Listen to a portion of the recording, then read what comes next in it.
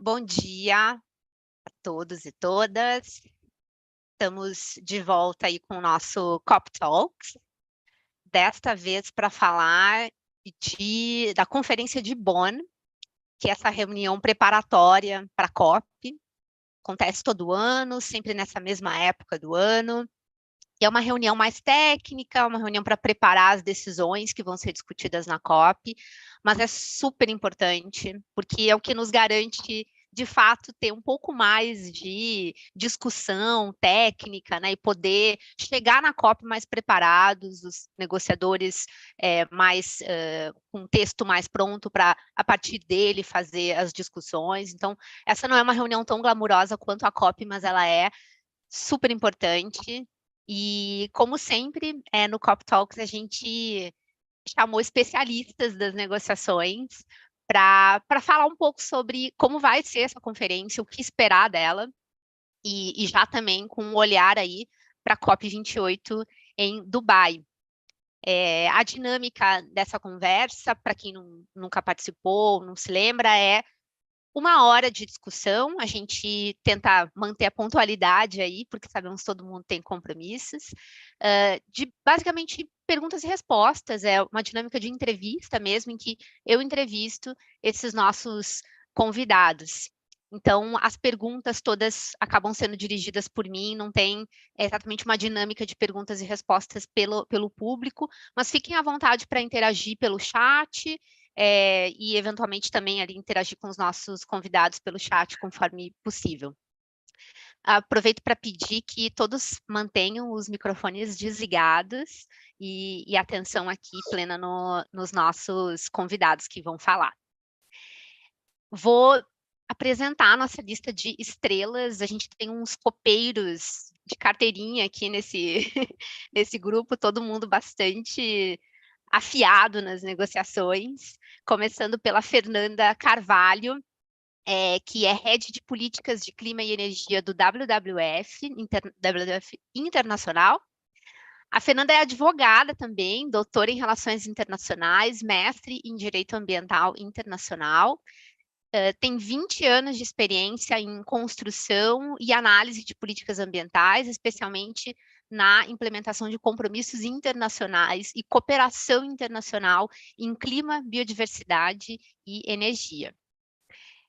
Depois temos a Viviane Romero, que é diretora da Câmara Temática de Clima, Energia e Finanças Sustentáveis do CEBEDES, o Conselho Empresarial Brasileiro para o Desenvolvimento Sustentável, também graduada em Direito. Temos vários advogados aqui, com doutorado em Governança Climática, participou de mais de 15 COPs e conferências de Bonn do regime internacional aí de clima da ONU, sempre trabalhando por meio de ciência e engajamento para aprimorar políticas públicas e instrumentos de mercado, com ênfase em governança e transparência. E, por fim, mas não menos importante, nosso querido Cláudio Ângelo, que se diz um ex-jornalista em reabilitação. O Cláudio é coordenador de comunicação e política climática do Observatório do Clima e autora da obra-prima A Espiral da Morte, Como a Humanidade Alterou a Máquina do Clima, um livro vencedor do Prêmio Jabuti em 2017, na categoria Ciências da Natureza, Meio Ambiente e Matemática. E o Cláudio acompanha as discussões da UNFCCC desde o final do século XX, já foi a 10 COPs, é um copeiro aqui de carteirinha desse time campeão de conversa hoje com a gente. Bom, então, bem-vindos e bem-vindas, muito obrigada por terem topado fazer parte dessa conversa aqui. A gente vai ter uma conversa em fases aí, vamos começar pela Fernanda, depois pela Viviane e finalizando com o Cláudio, acabando aí por volta das 10 horas nossa série aqui de entrevistas. Então, vou começar pela Fernanda. Fernanda, já para a gente, né, colocar o tom da conversa, conta um pouquinho para a gente. Bom, a gente sabe, né, como eu falei, a Conferência de Bonn é uma reunião técnica que prepara aí os textos de decisão para a COP. E mas se você pudesse escolher aí, né, dentre todos esses assuntos que vão ser discutidos, quais são os principais temas que vão ser discutidos em Bonn para preparar uma decisão para a COP 28? Seria ótimo ouvir a sua visão, assim, de escolher o que são os mais relevantes. Bom, vamos lá. Estão me ouvindo ok? Dá para ir? Ok, beleza. Então, pessoal, bom dia. Um prazer estar aqui com todos vocês hoje. Está friozinho em Brasília, como eu disse aqui para os meus colegas, né, que ao longo das conversas de corredor, nessas negociações vão se tornando amigos, né? Aqui faz frio, tem uma semana de frio em Brasília, e eu acho que é essa semana que está passando. Mas, enfim, então, vamos lá. Como você disse, Carol, essa é uma reunião mais técnica e preparatória, né? Eu, particularmente, me divirto, assim, chego a trabalhar me divertindo nas intersessionais, né? Como a gente chama as reuniões de Bonn, porque é menos estressante do que a COP, os negociadores estão mais acessíveis para a gente que trabalha com advocacy, né? Tentando colocar ali visões, pedidos, né? É mais fácil realmente o trabalho, então é para isso que a gente vai para Bonn. Eu acho que realmente a COP não é decidida na COP, pelo menos do ponto de vista técnico, essa é uma reunião bastante importante, então eu concordo. Os temas que eu ressaltaria para essa discussão esse ano são novos temas, né? A gente tem alguns processos novos aí na praça, que é o programa de mitigação. Esse programa de transição justa, que ainda não foi criado, deve ser criado na COP. O programa de mitigação vai ter o primeiro, né, a primeira série de eventos deles nessas intersessionais, então eu acho que isso vai ser importante. A gente vai ter discussões sobre adaptação, que são também importantes, e a questão assim mais política, que as ONGs vão pressionar bastante do ponto de vista internacional, é a questão de transição energética e do fim dos combustíveis fósseis, né? Isso não é um tema, digamos, de negociação, você não tem ali um espaço de negociação formal para isso, mas essa é uma grande questão política que vai estar ali sendo empurrada para os vários países. Então, para essa primeira pergunta, eu destacaria isso, né? Esses programas novos, a questão de adaptação e também a questão de perdas e danos, que a gente não sabe direito ainda como ela vai surgir lá, acho que a gente vai detalhar isso mais para frente, né, nessa conversa. E também a questão política, né, que vai estar assim, meio que no pano de fundo, mas o que as ONGs querem é que saia alguma coisa forte sobre essa questão de transição energética mesmo para os renováveis com o fim dos fósseis. Interessante mesmo, Fernanda, porque acho que, como você falou, tem vários programas novos, né? Tem essas questões políticas que cada ano tem uma questão diferente, né?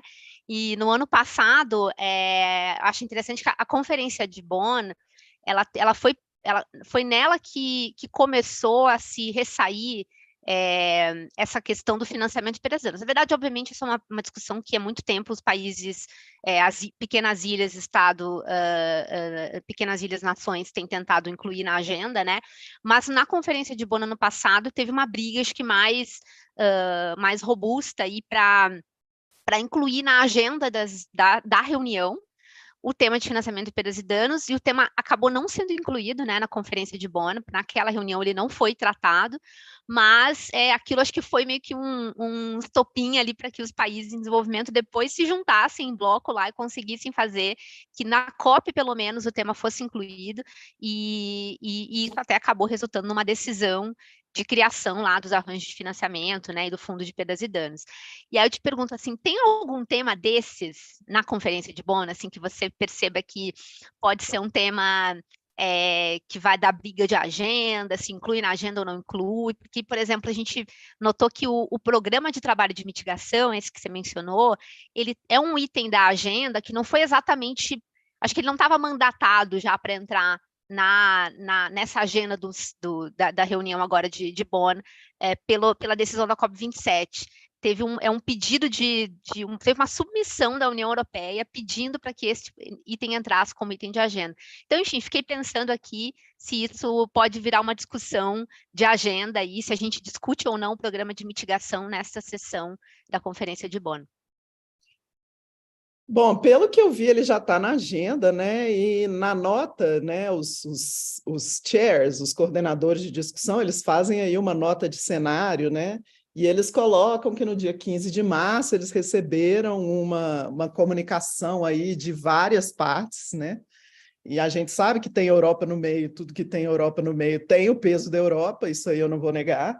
E, enfim, isso foi incluído na agenda. Agora, sempre tem brigas de agenda, né? Porque a agenda é adotada, né? Na primeira sessão lá, eles adotam a agenda. E sempre uma pauta dos países em desenvolvimento é essa coisa de ter um equilíbrio entre as discussões de adaptação, perdas e danos, que são mais caras e mais importantes para esse país, do que a questão de mitigação, né? Que é vista por muitos, assim, erradamente, ao meu ver, como uma agenda de países desenvolvidos, né? Porque, olha, vocês que causaram um problema, vocês que vão ter que resolver isso. Então, assim, sempre eu digo que na hora de discutir a agenda, tudo pode acontecer, inclusive nada, sabe? Então, assim, a gente sabe que pode ter ali uma briga política e os países podem discutir, podem colocar essa agenda de perdas e danos, né? Eu acho interessante, assim, agora saindo um pouco do universo COP, a gente vê que, por exemplo, os países em desenvolvimento, eles estão falando no fundo de perdas e danos que foi criado na COP. Quando essa linguagem vai para os países desenvolvidos, por exemplo, no comuniquê do G7 que saiu essa semana, eles falam nos arranjos financeiros para perdas e danos, inclusive um fundo. E isso é motivo ali de uma certa tensão entre os dois, porque para alguns países o fundo está criado, vamos discutir o fundo e vamos botar dinheiro no fundo. E eu acho particularmente que o resultado do G7 nisso foi decepcionante. São os países mais ricos do mundo. Por que eles não podem estar anunciando, entendeu? Assim, compromissos com esse fundo, né? Quantias e tal. Não estão. E tem aquela discussão dentro da agenda de perdas e danos, que é o seguinte: olha, tem países aí que já estão em condição de contribuir porque a gente não está mais naquele mundo que era o mundo Kyoto de 97, entendeu? Então, essa é uma discussão política quente. Agora, eu acho que se os países...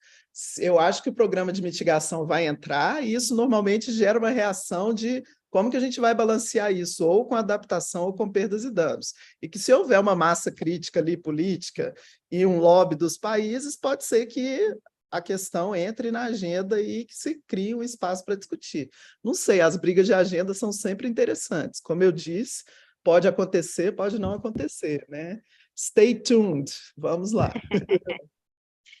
Não, e realmente acho que você falou duas coisas importantes, sabe? Uma é que as negociações parece que são baseadas nessa, assim, as soluções são encontradas por meio dessa ambiguidade construtiva, né, em que você nunca chega a uma solução que tem uma interpretação única para todos os lados, né, é uma interpretação, é uma margem para interpretações diversas que vão acomodar os interesses de cada um, e aí é por isso que na hora de implementar, que é o momento em que a gente chegou agora, né, dentro do Acordo de Paris, as coisas ficam difíceis. E acho que depois também essa questão da União Europeia, né, de fato ter muito essa agenda do programa de mitigação, até depois se você puder falar um pouco do contexto no ano passado em Sharm el-Sheikh, eles ameaçaram abandonar as negociações no final, ali na reta final, né, e aí já queria até puxar esse tema mesmo do programa de mitigação. O que a gente pode esperar desse programa, né? Ele é um programa paralelo, é um track paralelo ao track das NDCs, ou é um reforço das NDCs do processo de NDCs que já existe, ou não é nada disso, enfim, se puder traduzir um pouco aqui para a gente essa discussão. Bom, eu acho que o programa de mitigação, assim, né, o que aconteceu foi que lá em Glasgow eles colocaram, né, na decisão o seguinte: olha, fica criado esse programa de mitigação e fica criada uma reunião ministerial anual paralela sobre esse tema. É a mesma coisa que está acontecendo com esse programa de transição justa, né? E na outra COP a gente vai adotar uma decisão criando esse programa. Então, eu realmente me envolvi muito nessa história com a CAN, né, com a Climate Action Network, que é essa rede aí de organizações internacionais, para a gente tentar influenciar isso. E eu acho que, em grande medida, algumas das visões que a gente tinha entraram ali no programa de mitigação. Então, assim, para mim, não é um novo track, quer dizer, é um novo track formalmente, né? Mas a gente não espera que isso vire um processo paralelo, a gente espera que isso tenha um começo e um fim, entendeu? E a gente acha que justamente esse programa de mitigação ele existe porque o ciclo de ambição do Acordo de Paris não está funcionando como devia, né? Assim, a gente chegou em 2020 ou 2021 por conta da pandemia. As NDCs que foram apresentadas ali colocam a gente numa trajetória de 2,8 graus, né?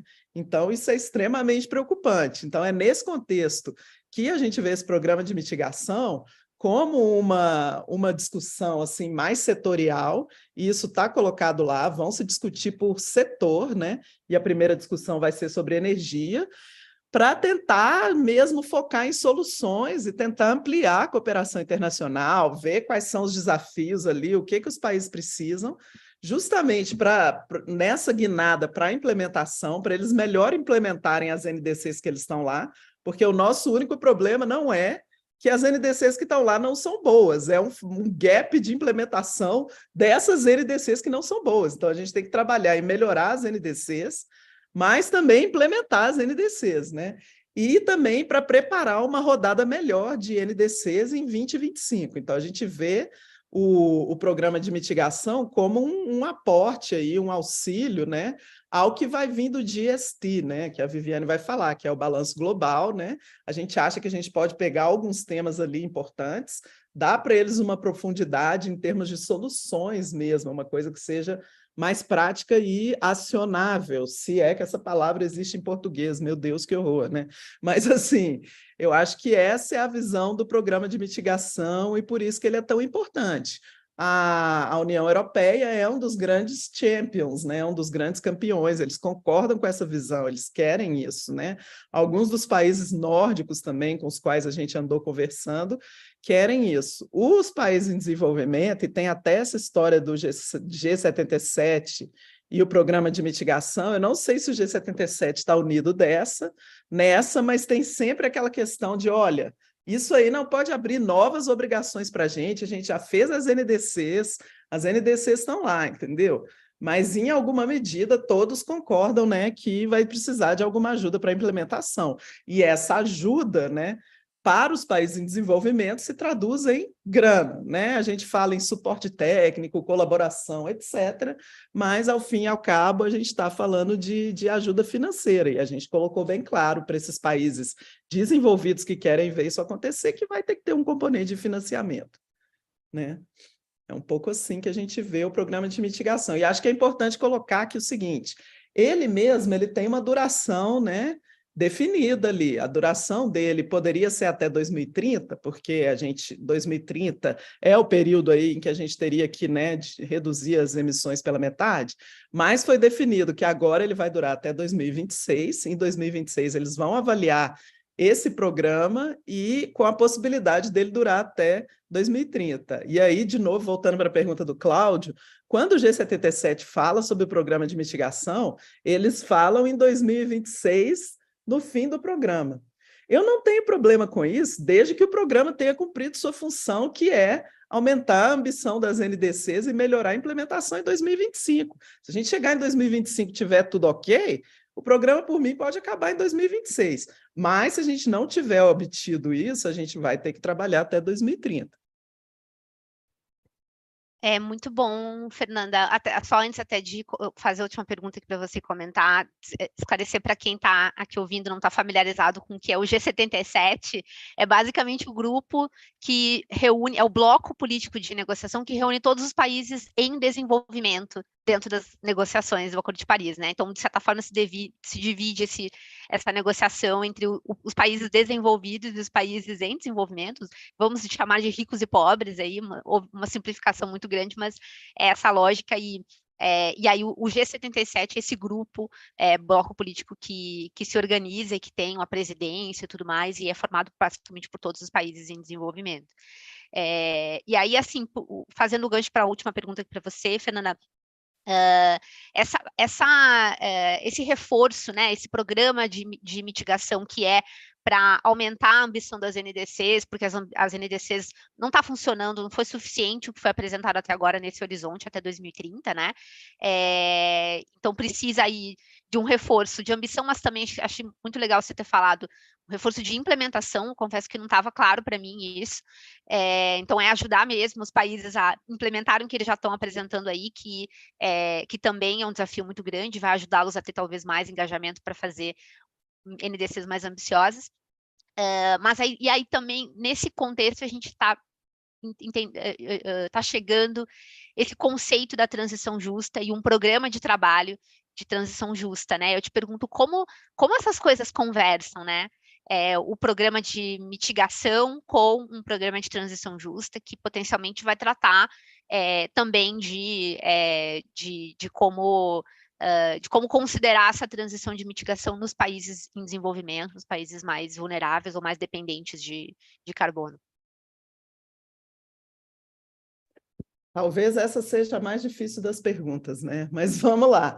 Então, essa questão de transição justa, né, ela evoluiu dentro da convenção. Ela era tratada dentro de uma coisa que chamava response measures, né, medida de resposta, que era basicamente uma agenda dos países árabes para dizer o seguinte: olha, a gente vai ser prejudicado na nossa economia se a gente entrar nessa de ação climática e a gente quer algum tipo de compensação. Então, essa era a visão, era nesse âmbito aí, né, que a transição justa era discutida. Então, acho que a gente tem um ganho enorme ao separar essas duas discussões, porque, pelo amor de Deus, né, não é bem assim. Uma coisa é lucros de petróleo que vão parar de rolar, e outra coisa é uma transição justa, que é uma agenda, né, que começou como uma agenda basicamente trabalhista. Isso começou na Europa, assim, olha, a gente tem uma galera aqui que trabalha no setor de carvão, depende disso para viver, né? Tem famílias, é uma coisa assim que, né, tá colocada lá na cultura, e que quando a gente começa a falar em vamos abrir mão dessas fontes de energia, esse povo vai precisar de emprego, vai precisar de redes sociais, vai precisar de treinamento e tal coisa. Então, a transição justa surgiu assim, né? É interessante que agora, essa segunda visão que eu coloquei para vocês, né, talvez seja a visão que a gente está vendo como vai ser esse novo programa de transição justa. E é isso que a gente quer colocar para os países, porque, como eu disse, a decisão que vai adotar o programa é só no final do ano. Então, por que é importante essa conversa em bom? Porque justamente a gente pode colocar essas ideias e princípios do que a gente acha que tem que acontecer nesse programa.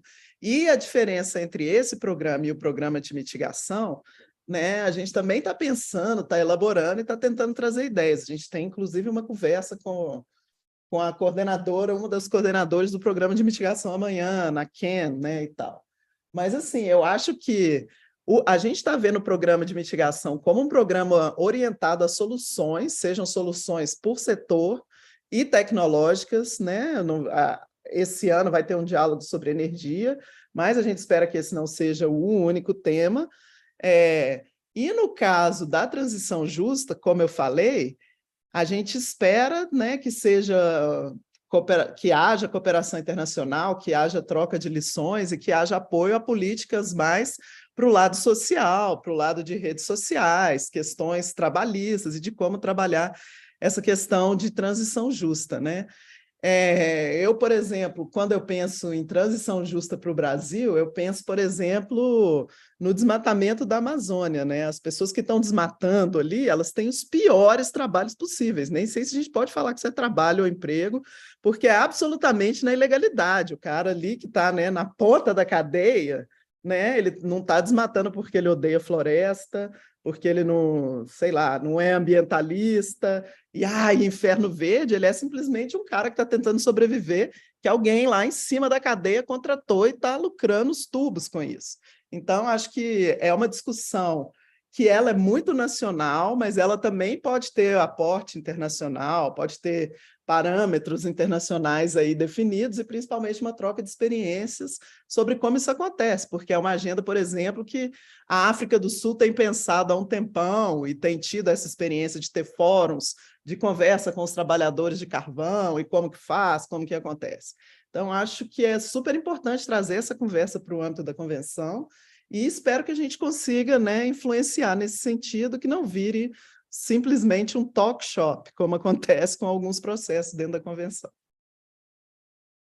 Muito bom, Fernanda. Muito obrigada por dar luz aí nessa dificuldade que é de enxergar, entender as negociações nessa parte mais técnica e esses temas novos aí também difíceis para a gente aqui de capturar, de entender plenamente.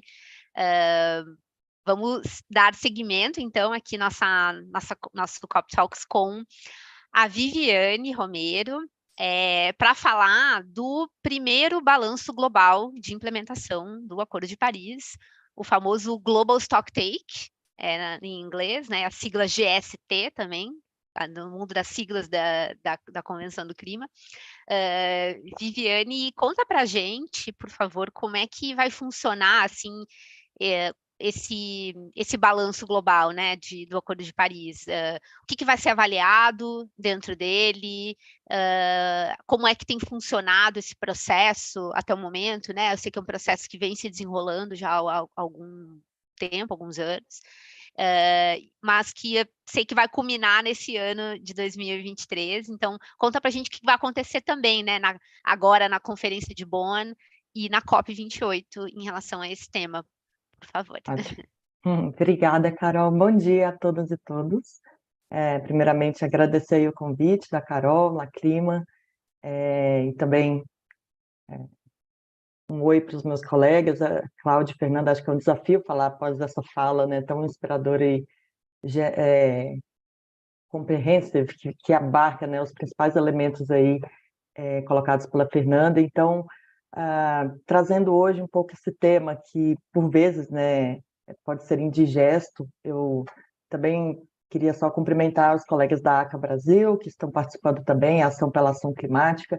Esse trabalho de Global Stocktake eu venho fazendo por dois chapéus. Eu trabalhei um tempo no Instituto Clima e Sociedade, juntamente com o CDP e a ACA Brasil, avançando nessa agenda de Global Stocktake aqui no Brasil, com governos subnacionais, setor privado, sociedade civil, e também no meu chapéu institucional atual, pelo CBEDS, em nome do setor empresarial, trazendo aí as implicações dessa dinâmica, dessa governança climática multinível e o papel, o fortalecimento do setor empresarial nessa discussão.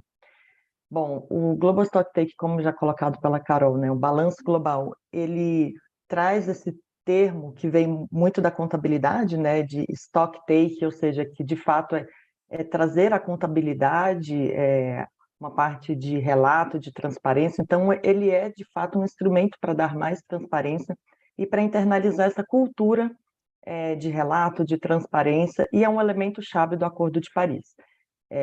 As partes, os países devem revisitar, né, as suas metas, as suas contribuições. E para cada nova rodada das NDCs, a ideia é que a gente tenha, a partir de então, um ciclo de transparência, um ciclo de avaliação para entender como essas metas estão sendo implementadas, quais são as lacunas, quais são os ajustes, e o Global Stocktake entra nesse processo para dar transparência e uma espécie de reflexão, de avaliação do que tem funcionado.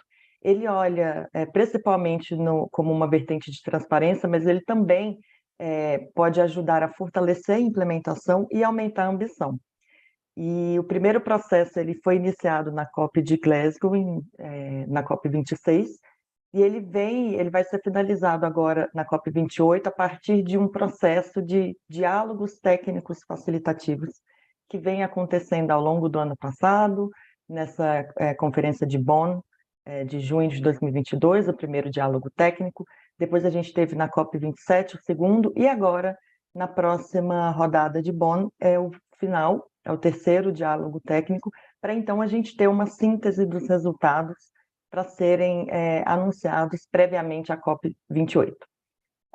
O Global Stocktake ele tem uma característica importante também, que ele olha tanto para mitigação quanto adaptação, mas também para meios de implementação, que a gente coloca, né, financiamento, então como as questões de financiamento estão sendo de fato implementadas, capacity building, como trazer mais capacitação, workshops e conhecimento, a distribuição dessa gestão de conhecimento e transferência de tecnologia dos países desenvolvidos para os países em desenvolvimento. Então, ele faz esse assessment, o resultado final, né, o produto final é um relatório, perdão, é um Global Assessment que justamente traz esse panorama. Agora, em Bonn, a gente tem esse terceiro diálogo facilitativo, que ele tem uma dinâmica muito interativa, com plenária de abertura, através de declaração das partes, organizações e observadores, né, o papel também dos non-party stakeholders, que eu vou falar daqui um pouco, participação dos atores não estatais. Tem também uma dinâmica de World Café para trazer tópicos e os contextos que estão sendo abordados, mesas redondas, uma plenária de encerramento e também a gente vai ter uma sessão de pôsteres para contribuições gerais, de maneira que esse processo seja o mais inclusivo possível. A gente tem, historicamente, os biennial reports, né, os relatórios bianuais que as partes têm que entregar, mas que são processos muito unilaterais e feitos pelos governos, né, pelas políticas domésticas, sem necessariamente um processo de engajamento amplo. O Global Stocktake ele já traz essa dinamicidade, né, de várias interações ao longo do processo e também um chamamento aí para que as diferentes partes e não partes, né, atores não estatais participem oficialmente do processo. E aí, só para finalizar também, mencionar nessa primeira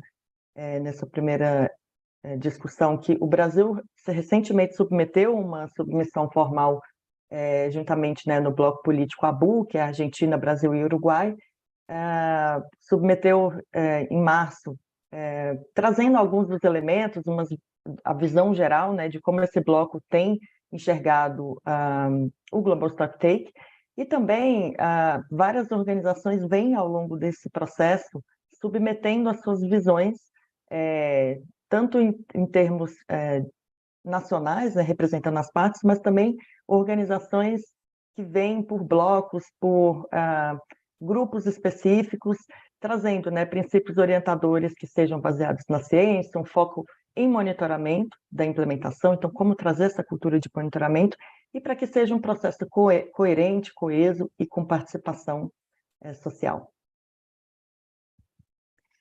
Muito legal, Viviane. Realmente, assim, acho que essa experiência do Global Stocktake é uma coisa bem inovadora, né? Acho que, assim, para todo o sistema da Convenção do Clima é inovador. Também não sei se existem outros tratados internacionais que têm algo parecido com isso, mas certamente, assim, essa inclusão disso que você chamou de atores não estatais, né? Ou seja, atores que não são estados-nação, que não são governos, e que sim são sociedade civil, setor privado, todos os outros atores aí interessados, né? Mas que não tem uma representação ali, não tem um assento, né, na mesa de negociação. Essa é uma forma de trazer informações para o processo que venha desses atores, venha de outros atores que podem trazer, e da ciência, inclusive da comunidade científica também, né? Então, acho que seria legal a gente ouvir mesmo de você um pouco mais sobre essa participação dos atores não estatais no processo, né? Como é que efetivamente eles conseguem participar e influenciar mesmo, né, esse processo, aliás, em participando desse processo, influenciar o sistema todo do Acordo de Paris, a ambição das NDCs. E eu já vou conectar isso aqui com o contexto brasileiro. Se você puder falar um pouco também sobre qual o interesse dos atores não estatais brasileiros nesse processo, né? O que aqui no Brasil a gente pode trazer de insumos para esse processo e para o benefício também da sociedade brasileira, enfim, do Brasil nesse contexto todo. Ótimo, obrigada, Carol. Bom, de fato, esse é um mecanismo inédito, né, na UNFCCC, no multilateralismo para o regime sobre mudança do clima, mas ele acontece em outros, como de direitos humanos, para fazer essa cultura, né, de transparência, de internalização de monitoramento. E o Global Stocktake, especificamente no Acordo de Paris, ele traz, né, a participação das partes, dos observadores e dessa sopa de letrinhas, mais uma delas, né, da UNFCCC, que são os NPS, os Non-Party Stakeholders. Então, o processo envolve e reconhece a participação desses atores, que são governos subnacionais, setor privado, sociedade civil, academia, fortalecendo o que a gente vem colocando, né, como essa governança climática multinível. Eu acho que esse é um ponto muito importante, fazendo um vínculo com a política doméstica no Brasil, porque historicamente a gente vê uma governança climática muito centralizada no Poder Executivo, né, no Brasil, principalmente no MMA e no MRE, no Itamaraty, e ao longo dos anos essa agenda vai se perpassando aí, como saindo de uma agenda ambiental para uma agenda de desenvolvimento, então sendo internalizada em outros ministérios de agricultura, de energia, centros de governo, Casa Civil, mais amplamente, inclusive, né, entrando no âmbito do Comitê Interministerial, que deve ser reativado em breve por decreto. Então, ela traz essa vertente da governança multinível, que é justamente esse empoderamento dos setores, de uma diversidade aí de participação que a gente vê no Brasil, né, nos últimos anos, dada a inação do governo federal na gestão anterior. Então, esse empoderamento dos governos subnacionais, maior engajamento, e do setor privado, sociedade civil como um todo. E é interessante também observar, né, até no tripé dos poderes, se a gente olha o legislativo nos últimos anos muito mais engajado com as questões da agenda climática, e até mais recentemente o judiciário com as questões de litigância climática. Então, a gente vê também uma orientação tanto vindo do global, dessa governança climática multinível, e no Brasil também essa tendência, efetivamente, né, de trazer os diversos atores como uma parte fundamental para a agenda de implementação e transparência. E aí, mais especificamente do processo, alguns assentos são disponibilizados especificamente para os NPS, né, os Non-Party Stakeholders, e há uma seleção também para ter uma diversidade de especialidade, de experiência, um balanço regional também, para trazer essa visão, né, das diferentes regiões, e questões de gênero também, um balanço de gênero. Então, para cada diálogo facilitativo, abre-se uma chamada para quem tiver interesse, os NPS submeterem, isso para participar formalmente do processo, o que não impede, né, de observadores também representando os NPS ali participarem, acompanharem, fazerem submissões via plataforma, né, o portal do Global Stocktake. E eu acho que tem um ponto também bem importante, que é de fortalecer campanhas que vem trazendo também esse fortalecimento, esse engajamento dos NPS, né? Por exemplo, a parceria de Marrakech, criada em 2016, com High Level Champions, que traz essa voz, né, dos governos, cidades, regiões, empresas e investidores. E, em paralelo, também fortalecendo movimentos como Race to Zero, Race to Resilience, que são campanhas importantes para trazer essa noção da governança climática multinível, e também os SBTIs, né? Como trazer a agenda das metas de implementação baseadas na ciência, o setor corporativo mais engajado nessa discussão. Então, eu acho que na transversalidade da agenda hoje no Brasil, o Global Stocktake, embora ainda seja muito indigesto, né, a terminologia, e até difícil em termos de dar concretude efetivamente, afinal a gente está no primeiro processo, né, o primeiro Global Stocktake que vai ser finalizado agora, mas ele é um chamamento importante para que, de fato, a gente tenha essa agenda mais transversal, essa agenda de desenvolvimento envolvendo as diferentes vozes e trazendo aí agora uma oportunidade para que nessa agenda transversal do governo o Global Stocktake ele seja uma medida importante, por exemplo, para a autoridade climática que vai ser criada.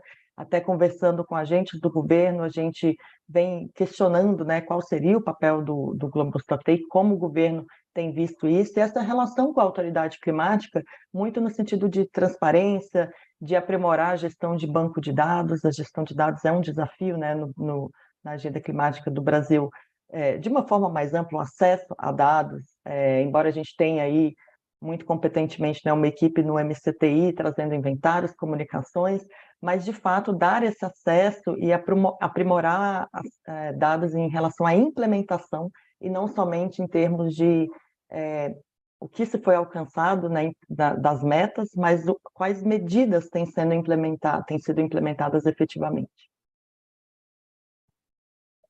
Muito bom, Viviane, e realmente, assim, acho que tudo isso é muito novo para a gente também, no sentido de que é a primeira vez, né, que é o primeiro ciclo de balanço global, então a gente está experimentando para ver como funciona e provavelmente nos próximos ciclos a coisa vai estar funcionando mais redondinha, né? Agora, uma coisa para finalizar aqui, pergunta difícil, desculpa, vou fazer, porque acho que é o que todo mundo também quer saber aqui, né? No final, qual é o resultado desse processo, né?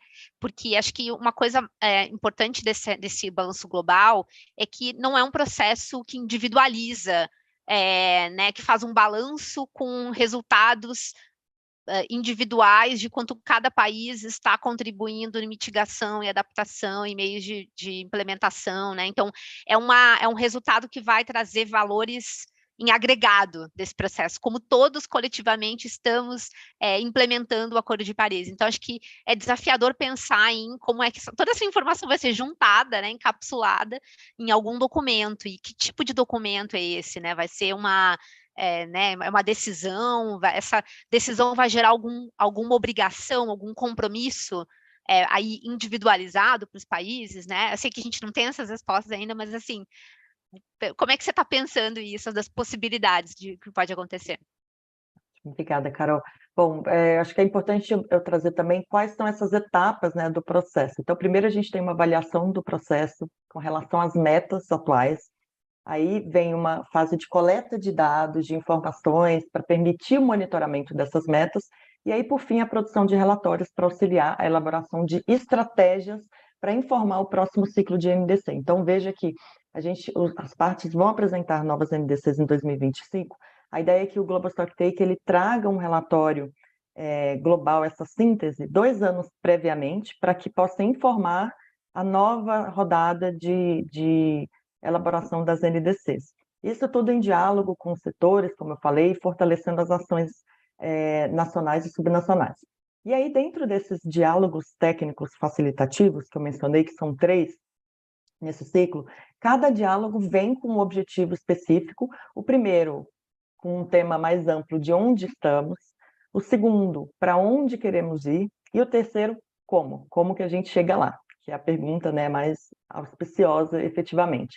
E aí a ideia é que agora, em setembro, a gente tenha um relatório síntese desses diálogos técnicos facilitativos, e antes do início da COP28 vai ser publicado esse primeiro balanço global com resultado, né, dessa avaliação de 2 anos. É importante dizer também que os Emirados Árabes Unidos, sediando a COP28, já colocaram que o balanço global ele foi estabelecido, né, como uma prioridade fundamental na presidência, com essa revisão quinquenal. Mas também é curioso pensar que a gente já sabe aonde a gente está, né? A Fernanda já colocou isso em relação ao UNEP Gap Emission Report, que a gente já tem sinalizando, o IPCC também, que nos coloca, né, a 2,8 graus Celsius. Então, a gente está muito longe do objetivo. As políticas atuais não são suficientes. Então, a gente se pergunta, né, por que o Global Stocktake? Essa é a primeira pergunta, né, o quê? A gente não precisa esperar necessariamente o Global Stocktake para a gente saber que a gente está muito fora do trilho. Porém, no mundo, né, do multilateralismo, acho que o Global Stocktake tem embora ele seja uma peça complexa da maquinária da política climática, do mundinho, né, do multilateralismo, ele pode ser um catalisador importante para acelerar a descarbonização, para fornecer maior orientação, exigir maior ação, né, um call to action, e trazer maior colaboração entre as partes. Então, essa avaliação, esse assessment, ele destaca em que medida as medidas estão funcionando ou não. E quais seriam as recomendações específicas? Acho que é importante também mencionar rapidamente uma diferença do Mitigation Working Program, que tem um foco, né, em 2030, com as NDCs de 2020. O Global Stocktake ele já tem um foco em 2035, no sentido que é um processo para informar as NDCs que vão ser apresentadas em 2025. Ele é focado não somente em mitigação, como o próprio nome, né, o Mitigation Working Program, mas também em adaptação e meios de implementação. E ele vai influenciar, ele influencia o processo do Mitigation Working Report, e a ideia é que para o segundo Global Stocktake, esse processo do Mitigation Working Report vai influenciar o segundo GST. Então, veja que é uma forma da gente internalizar mais e mais essa cultura da implementação, do monitoramento da implementação, que é algo que vem sendo muito falado, né? A era da implementação, a agenda da implementação. Sair do discurso de se comprometer, de trazer novas metas e compromissos, mas colocar o dedo na ferida, né? No sentido de o quão a gente está implementando essas metas, quais são as lacunas de implementação efetivas. E esse projeto que a gente vem trabalhando, né, o IX, o CDP desde o ano passado, vem trazendo aqui no Brasil, é muito para regionalizar e popularizar esse debate no Brasil, para contribuir para essa governança climática multinível, como eu tinha comentado. E, para finalizar aqui, por parte do setor privado, eu acho que é importante também colocar que o reconhecimento do processo, né, para a voz da comunidade empresarial, para criar essa ação, porque cria uma maior ambiência. Então, eu diria que o Global Stocktake ele vem muito criar um momento, uma ambiência política importante. Recentemente, eu estive numa reunião global do World Business Council for Sustainable Development, no qual o CBEDS é parte, né, dessa rede, e um dos temas prioritários colocados ali foi o Global Stocktake, que era até então muito distante da realidade. Então, isso começa a chegar na ponta ali para auxiliar a tomada de decisão, para aumentar a pressão sobre os governos, né, em relação à ambição das metas, e também, enfim, aumentando o apelo dos investimentos, dos investidores, né, para que as empresas ajam, e a sociedade como um todo. Então, acho que é um regime para fortalecer essa cultura de implementação de compromissos net zero. As empresas têm olhado, principalmente agora com o objetivo de neutralidade climática para o Brasil para 2050, então, fortalecendo essa era da implementação, né, essa exigência tanto de ação pelo governo nacional e governos subnacionais, mas também o papel do setor empresarial e o papel da sociedade civil de cobrar mais por essa cultura de monitoramento da implementação. Então, a ideia é que a gente tem ele não cria uma obrigação, mas ele é um orientador para informar melhor, né, para dar mais subsídios para a próxima rodada de NDC. Bom, Muito e é um bom. difícil, né, trazer concretude para esse tema, como eu falei, né? Espero ter esclarecido um pouco, mas até para a gente que está trabalhando com o tema, é algo ainda muito subjetivo ao mesmo tempo e que tem uma complexidade, né, de terminologia e de aplicação. Não, Viviane, assim, ainda bem que isso aqui está gravado, depois para quem quiser recorrer a esse mini manual de como entender o GST, acho que foi muito clara a sua explanação e trouxe, acho que, clareza também sobre a relevância desse processo, né, que muitas vezes não é, enfim, acho que acaba ficando menos destacado aí nas notícias, né, enfim, vai ser importante contar com a tua liderança aqui, junto dessas iniciativas aqui no Brasil, para trazer para manter essa agenda forte aqui e com engajamento da sociedade civil brasileira. Muito obrigada. Vou passar agora para o Cláudio Ângelo, a gente vai falar um pouco de Brasil. Cláudio, sei que você que acompanha a Convenção do Clima aí há bastante tempo, a gente enfim, minha primeira cópia aí já te encontrei nos corredores das negociações, então acho que seria legal a gente ter um pouco de retrospectiva aqui da sua experiência, da sua visão sobre o papel, historicamente, do Brasil nessas negociações, né? Considerando, né, que o Brasil é um país em desenvolvimento, é uma economia emergente, como é que você define o Brasil? Quem é o Brasil nas negociações do clima? Assim, com a perspectiva, obviamente, histórica, porque muita coisa aconteceu nos últimos anos, mas numa perspectiva histórica aí, quem é o Brasil nas negociações? Bom dia, vou fazer 2 disclaimers primeiro. Primeiro é que, assim, essa coisa do Brasil nas negociações é a tese da Fernanda, então eu vou falar aqui sobre um tema que é a tese da Fernanda, E o outro disclaimer, que é uma vantagem e uma desgraça, é que como eu sou muito velho, eu tendo a essa coisa de gente velha de ficar falando muito do passado remoto, sabe? Então, vocês me interrompam se eu ficar falando muito do passado remoto. Em uma parte desse passado remoto, eu acompanhei mais ou menos né, como é que esses posicionamentos brasileiros foram, acho que evoluindo, acho que tem uma evolução, embora ela seja muito lenta, no papel do Brasil. Bom, o Brasil é a pátria da Convenção do Clima. A Convenção do Clima surgiu no Rio de Janeiro, em 1992. O Brasil ele tem aportes muito importantes sobre os contornos da Convenção, né?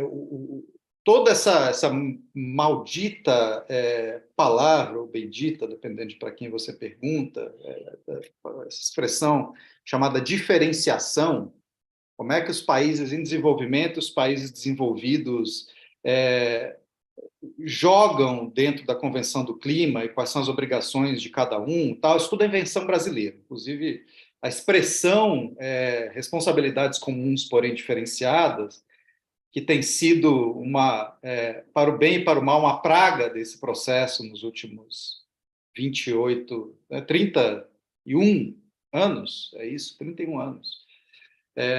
Isso se deve bastante ao Brasil. O Brasil cunhou a expressão, foi uma diplomata brasileira que cunhou a expressão responsabilidades comuns, porém diferenciadas, e o Brasil aplica isso a ferro e fogo para dizer: vocês, países ricos, causaram o problema, vocês precisam resolver o problema, e se vocês quiserem que a gente faça alguma coisa para resolver esse problema, vocês paguem. Então, acho que essa é uma primeira clivagem importante sobre os posicionamentos brasileiros. Mas, além de ter esse peso histórico e de ter ajudado a conformar a Convenção, o Brasil, evidentemente, ele tem uma importância por ser um país grande, né? O quinto maior país do mundo, é um dos 10 maiores emissores, embora, quando a gente olhe para... Houve muita resistência durante muito tempo em aceitar o uso da terra como um fator de emissão importante do Brasil, e principalmente como um fator histórico de emissões do Brasil, porque quando você coloca o uso da terra na equação, o Brasil automaticamente passa a ter uma contribuição histórica importante também com o aquecimento global observado hoje. Mas isso é o tipo de discussão que, até muito pouco tempo atrás, as autoridades negociadoras brasileiras preferiam varrer para debaixo do tapete. Então, o Brasil ele sempre foi um mediador importante entre as posições dos países desenvolvidos e as posições dos países em desenvolvimento. Eu acho, não sei se a Fernanda concorda, mas que isso se deve não só ao peso do país no mundo dos países, né, do G77, mas também ao fato de o Brasil ter diplomatas muito habilidosos. Os negociadores brasileiros frequentemente arrumam de última hora um twist of phrase, uma palavrinha, alguma coisa para quebrar impasses. E eles fizeram isso já em várias ocasiões. Pessoas que se lembram da COP de Durban, 2011, vão lembrar que na última hora não havia sequer consenso sobre que tipo de mecanismo, processo, o que vai ser essa coisa que virou depois do Acordo de Paris. Vai ser um protocolo, vai ser um tratado, vai ser o que vai ser. Aí os diplomatas brasileiros vieram com uma solução mágica de texto que permitiu que a negociação continuasse correndo. Então, tem isso, que é uma beleza, né, das posições do Brasil, mas essa mesma habilidade torna o Brasil também um país de linha dura, às vezes, nas negociações, e que é muito difícil você contra-argumentar com a diplomacia brasileira. Nós vimos um caso recente disso, que foi a negociação do artigo 6 do Acordo de Paris, aquela COP lá da Polônia, que se arrastou 2 dias depois, domingo, madrugada, né?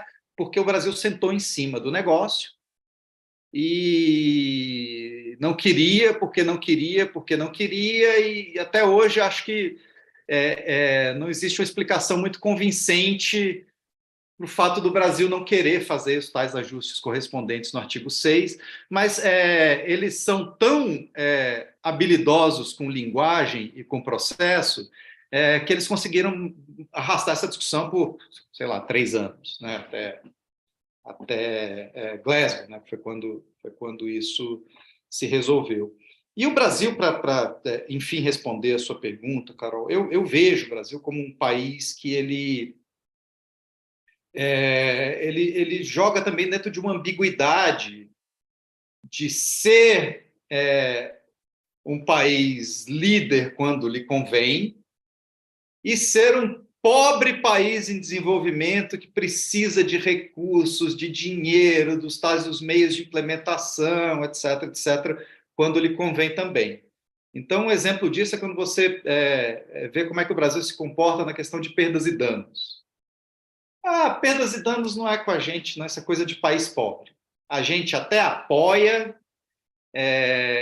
claro, né, um pleito legítimo das ilhas, dos países africanos, dos LDCs, né, dos países menos desenvolvidos, mas isso aí não é muito com a gente, não.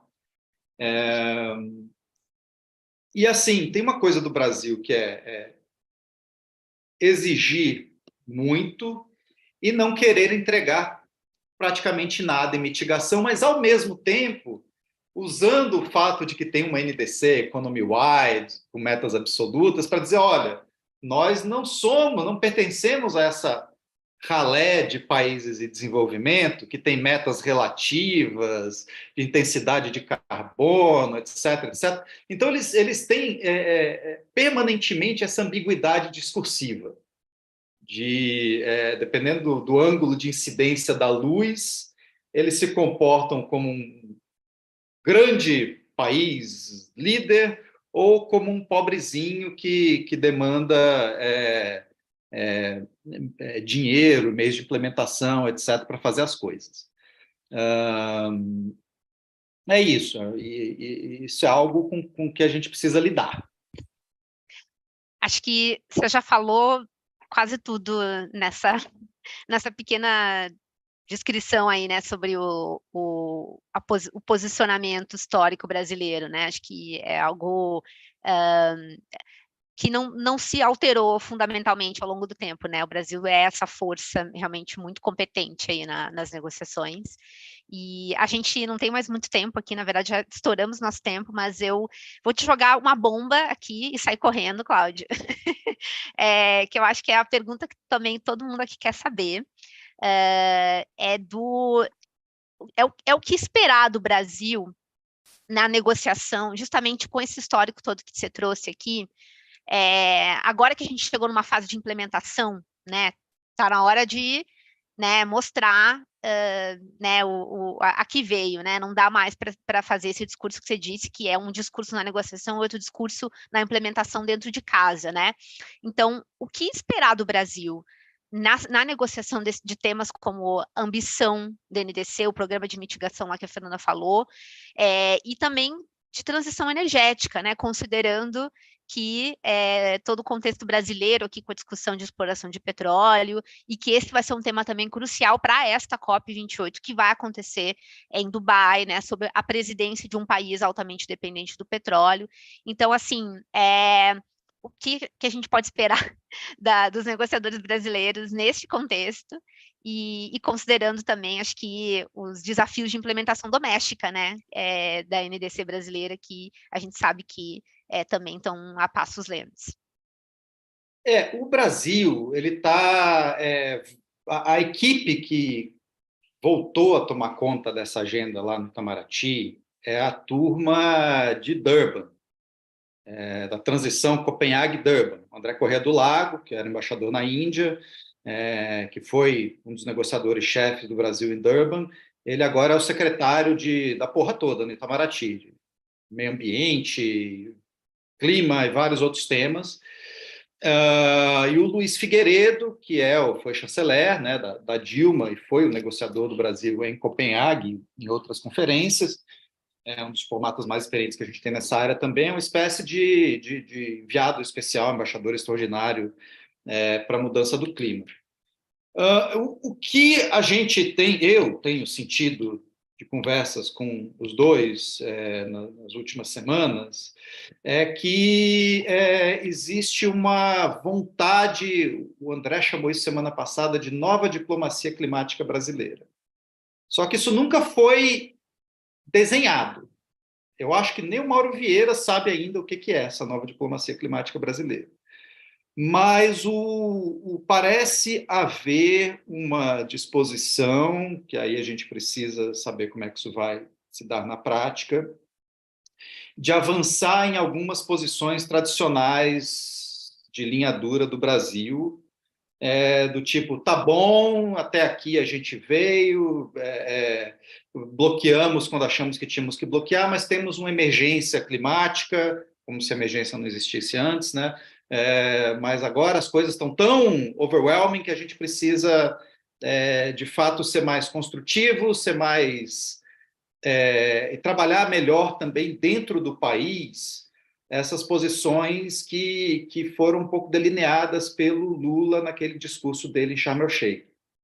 Tá bom, a mudança climática vai ter né, a posição mais alta, aí, dentro do lugar mais alto, dentro do governo, etc.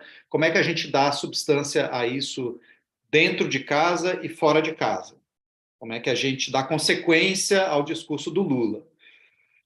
O que ainda está para ser visto, acho que ninguém tem essa resposta, como é que vai ser a articulação dentro do Itamaraty, que, em tese, não opera agenda independente de instruções.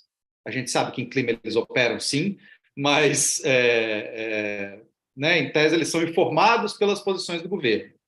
Então, como é que essas posições do governo, que aparentemente mudaram, entre muitas aspas, porque uma das coisas que a gente ainda não sabe e que vão ser definidas nas próximas semanas ou próximos meses, ou com certeza daqui até a COP, por exemplo, como é que decisão Lula vai tomar em relação à questão da Foz do Amazonas. Parece um assunto menor, mas isso tem uma carga, tem um impacto nesse discurso de... Né, o Brasil voltou, e voltou em outros termos, que a gente ainda não sabe qual é a correspondência disso na realidade.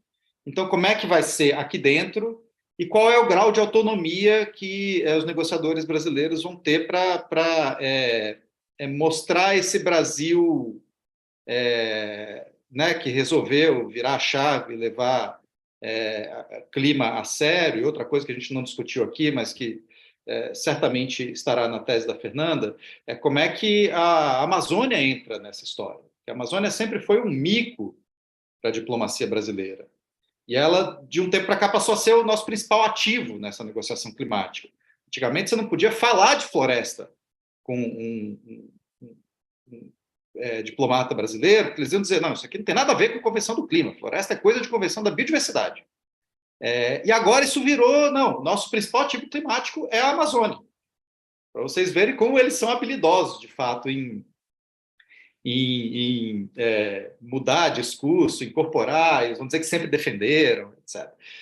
Então, ainda não tem resposta, essa bomba que você jogou, Carol, a gente precisa saber como é que o Lula vai se comportar aqui dentro, para saber como é que os negociadores do Lula vão se comportar em Dubai. Muito, muito resumidamente, é isso. Parece uma sinalização positiva até de flexibilizar coisas, dogmas de soberania, não podemos tratar de floresta, porque floresta é território, não podemos ceder soberania sobre o nosso território. Então, tem todas essas coisas que parecem estar cedendo diante da realidade fática, né, do problema que a gente tem aí. Mas, como também a gente sabe, todos os negociadores do mundo inteiro se comportam de acordo com a teoria dos jogos, né, e não da salvação do planeta. Quem quer salvar o planeta é a Greta Thunberg. Os negociadores estão lá para se proteger das decisões deles próprios.